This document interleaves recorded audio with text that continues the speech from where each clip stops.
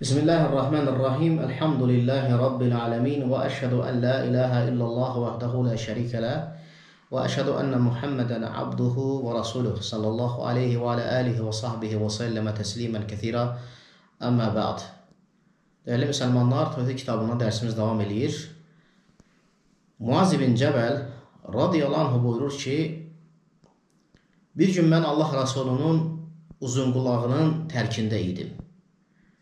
O mənə dedi ki, ey Muaz, bilirsənmi Allahın qulları üzərində haqqı nədir? Və qulların da Allah üzərində haqqı nədir?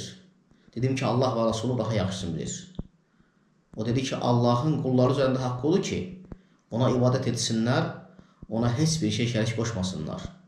Qulların da Allah üzərində haqqı odur ki, ona şərik qoşmayana əzab verməsin. Dedim ki, ey Allahın Resulü, insanları müjdəliyim mi? Dedi ki, xeyr. Onları müjdələmə, yoxsa arxayınlaşarlar. Bu hədisi Buxari Müslim rivayət edib. Muaz ibn Cəbəl kimdir? Muaz ibn Cəbəl İbn Amr, İbn Avs, İbn Kəb, İbn Amr, Əl-Xəzrəciyyus, Ənsariyyus, Sahabiyyus Cəlil. Xəzrəc qəbiləsində olan, ənsarlarda olan sahabədir və məşhur sahabələrdəndir və elmdə, Quranda və əhkamlarda dərya olan bir sahabədir.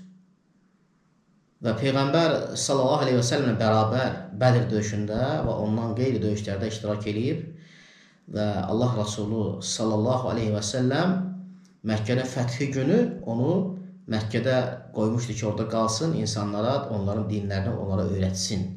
Və sonra onu Allah Rasulü sallallahu aleyhi və səlləm qazi olaraq, müəllim olaraq Yəmənə göndərmişdi.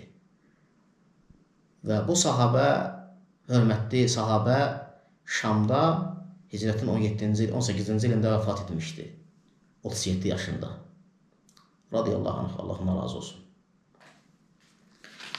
Bu hədisin icmalı mənası odur ki, Allah elçisi sallallahu aleyhi və səlləm bizə tövhidin fəziləti bəyan edir.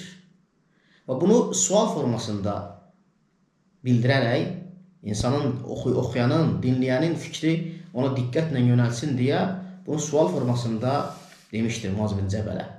Bilirsənmi Allahın qulları üzərində haqqı nədir?